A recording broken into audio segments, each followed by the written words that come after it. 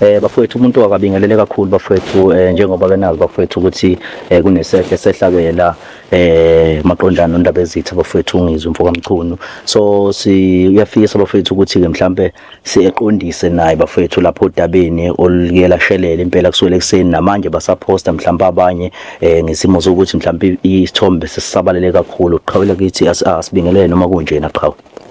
Yeah, uqondisa iqhawela kithi lapha nodabeni njengoba besha abantu bethi hayi engase sekucelwa ama donation noma kufisa ukuthi uqolekela ama donation mhlawumbe ube nesicelo esikanjalo. Mfowethu yabona nje bakusho umuzi kababa kanje. Yeah. Lokho ngokusethu sakithi. Yeah. Kuyibizwa ukuthiwa kuse ungaphansi kwenyawo zakho. Yeah. Ngakho ke emawendoda wehlelwe izinhle nje. Yeah. Kufanele usukume uhambe uyobheka. Yeah.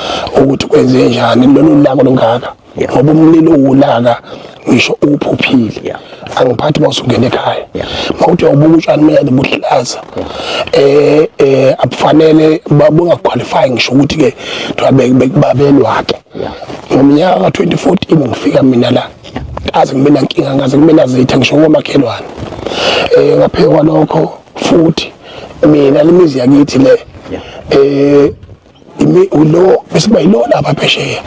Awuhlali abantu full time lo.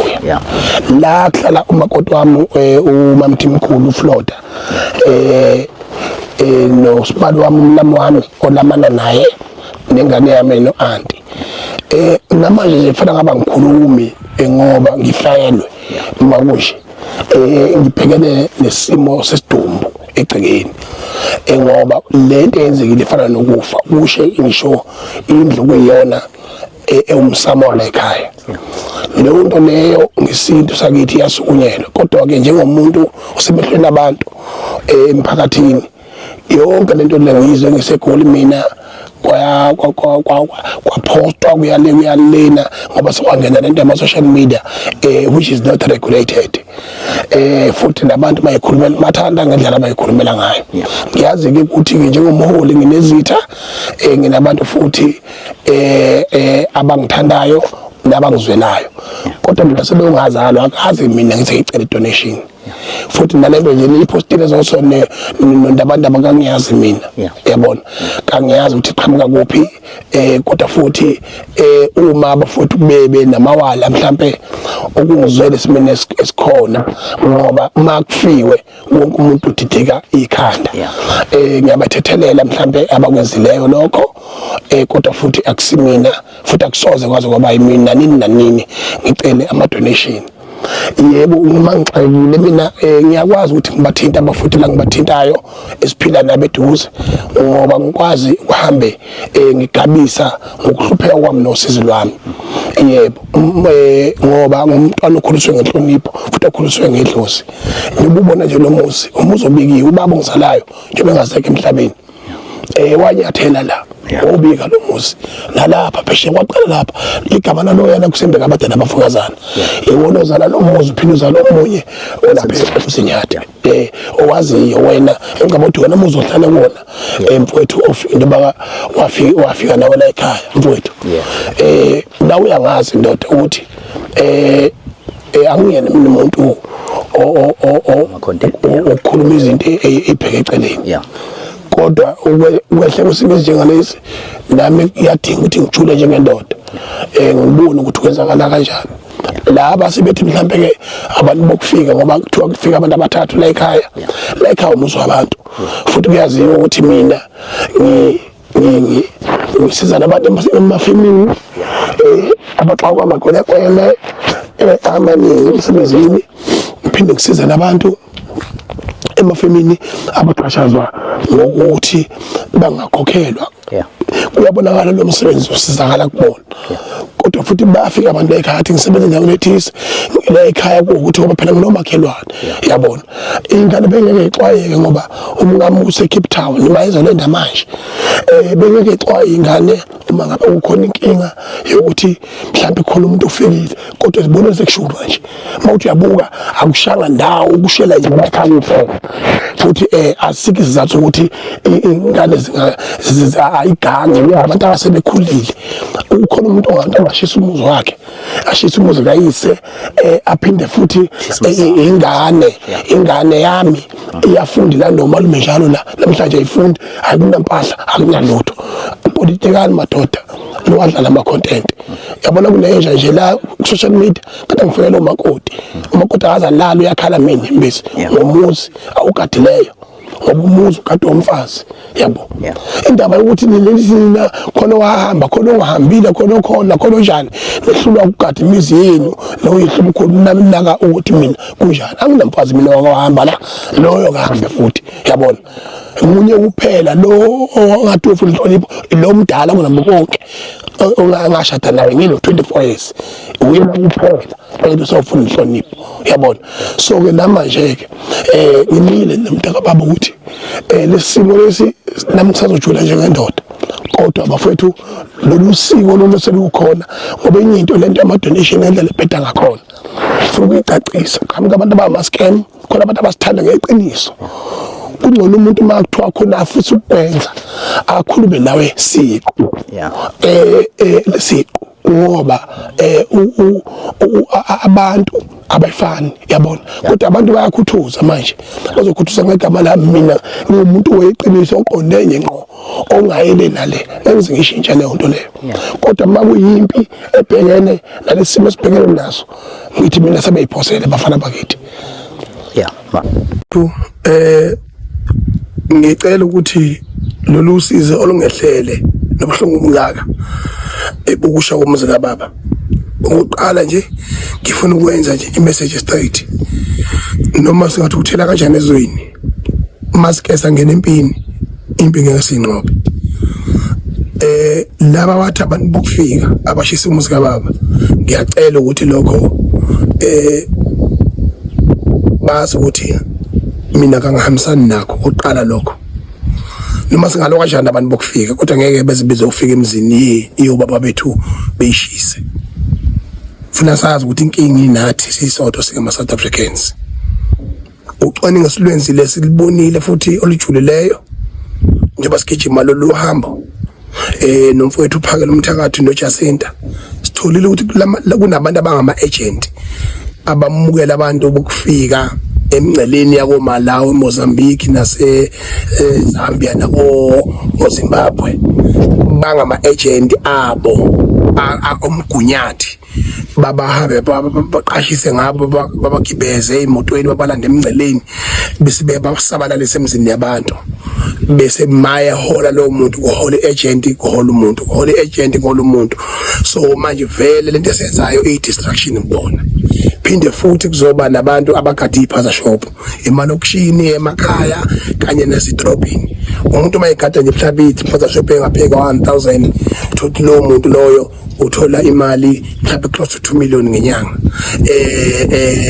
bethi bafike abantu bokufika so manje abantu bokufika mangabe thina abengekho emthethweni silwa kanje yonke le nto leyo sifana nabantu abaphazamisa isystem kuzoba abantu abaqondene nama-idakamizwa akekho umuntu wase-South Africa okwazi ukwenza isidakamizwa umuntu okufika nalabo abaphesheya ko-Mexico ko-Vietnam abenza idakamizwa bese beyithatha zizomixwa la eSouth Africa zisabalaliswa abantu bakithi futhi eSouth Africa lokho futhi siqonde ngqo singakushindisi abantu bokufika kumele behambile kulelizwe kodwa futhi nathi sigeze silungise thina njengama South African people because some of the people aseNingizimu Afrika bayama beneficiaries alento yingakho namhlanje sibhekene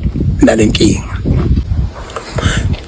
okunye nje ke bafethu njengoba mfethu Zoso ngomntaka baba ngizosho ukuthi nami mfethu ufuna kube sokhulile khula manje izinto ezine uyibuke ngeso elijulile ngaphambi ukuthi uzeseke ngoba awukwazi ukuthi wethenjwe isociety bese tholakala kwezinto eziseceleni ungayibuzile futhi kimi into engiyishoyo la kumfowethu nabantu abafuthi ngoba ngiyazi ukuthi kuyenzeka ukuthi abantu bekuthathela inqumo ngoba kufanele ukuthi ngifile mina makwaje bekuthathela inqumo becabanga ukuthi into engasiza yini basuke bengarong abanye babo kodwa indlela yokwenza suke i-wrong selokhu ngazalwa mina akaze ngicele donation engingoze ngiyi-50 ngathi ngicele donation ngisithu sakithi leyo nto leyo ayivumelekile ukuthi ungayenza mawumuntu abantu abakwazi ukuyihlanganela ngendlela abayihlanganela ngayo futhi okwesibili mina nangokwesigaba engisona nginabafowethu mina ngikwazi ukukhuluma nabo mangabe khona la ngixaxele khona bangilekelele futhi nginabantu engikwazi futhi nami bangifonele basho ukuthi awu sicela ukuthi silekelele ngokuthi ukhulume nami direct kunoma kube khona abantu abenza ama-poster abafaka ama-account yonke leyo nto leyo i-propaganda i-fake news futhi okwesibili ayamukelekile la emzini kababa ayamukelekile kumina uqobo ngoba sekunama-scammers abaningi kakhulu kulelizwe uma kwehle isimo esinjengalesi ngiyazi ukuthi mina kunezitha ey'giyayo eyijabulela ukuthi mina ngihlelwe lento engihlele ngokosiko lwakithi kwaZulu kumele mina ngisukume njengendoda lokho uma bekuthenga umphefumulo wami kusha komuzi kababa kanje kulungile kodwa ukuthi ngizoma ngingalwi ngizoqhubeka futhi ngilwe kodwa la mfanele ngisukume ngibheke ukuthi yini edala inkinga emsamo ulako lingaka ngoba umlilo uyibhadi ngisho uphuphile angiphathi basukele egcekeni ngakho ke lokho kweceke kufanele ngikulungise futhi ayikho indoda engangami eganiwe enabafazi abaningi kangaka engavuka ekseni layitha umuzi ingane zaba yile esikoleni ukushiya yonke into waze washa ngisho amapasi ey'ngane laba ama-ID nayo yonke into nama-assignment ey'ngane nayo yonke leyo nto leyo emveni kwalokho abantu bayapoliticize yonke lento. This is not politics kwamanje mina futhi abangikhuluma ngoba ngifana nesidumbu noma mina ngifelwe ndiba kunjena nje kodwa ngiyazama nami ukuba strong labantu abathatha bengenela uma ukuthi bona bashisile la ngithi mina sebeyiphosele kodwa futhi engeke ngithi abantu bokufika never. I would never say that ngoba la sablose focus na kanjani sizolimala ela wonke umuntu othukuthele in my name in the name of ukuthi mhlambe abantu bokufika benze lento ehlisa umoya ahlale phansi anganyizi lutho lobugebengu nokuqhophololo nobona uphakela yami bashaya endleleni sibashaya lapha sibaqoqa esihamba nabo ngoba abanye bathola ithuba lokweba esikhundleni sokuqondisa isimo ebesisuke sihamba ngaso namanje ngiyacela ngani kwethu ukuthi ngesiqonde nje sizile engisimo engisehlele esingehlele siqhubeke nempi yokuxosha amakwelekwela ngeke emthethweni bese siyibuka lento ukuthi mhlambe ngabe ifikaphi isukaphi sidedile umthetho udlala indawo yawo. Ngiyabonga. Amen.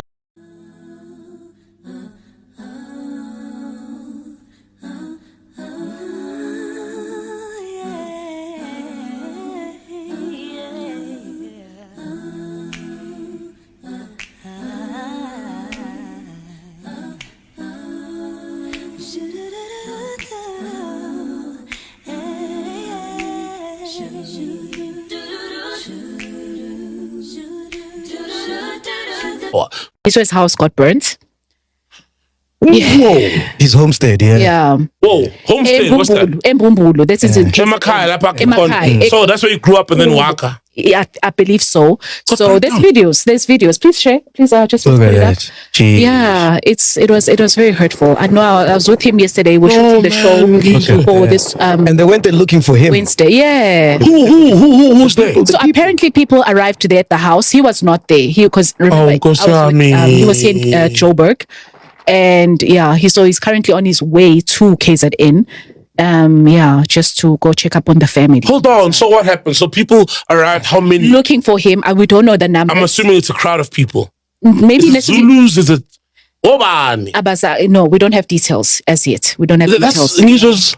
Yeah. Oh, gosh, yeah. So And obviously now it's not just him. It's his kids, his family, brothers, family. sisters. It's family. Oh, mom, oh, Yeah. mkhulu, oh, auntie. Yeah. So yeah, and obviously the speculation is around obviously these marches that they are carrying out. Yes, That- yes. I'm yes. He moved This is- videos, they shots. Yeah. This is so. Can't you There's a speak number of English? videos. I did speak to him. He's currently driving on his way to KZN to just to go to You can't the speak family. to us while his country driving on his way to KZN. Sorry, what?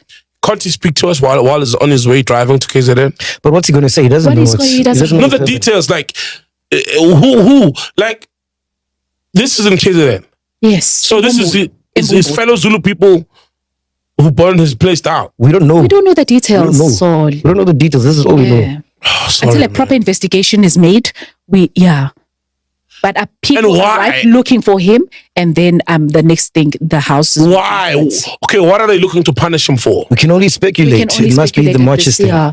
Remember, this has happened. But It they're just marching- happened now. So these people who are then burning his home are burning it under what motive? That he is bothering illegal immigrants, or he's So we speaking up? don't know. We don't know. We are speculating because obviously there's a lot of hate that is towards them because of what they're doing.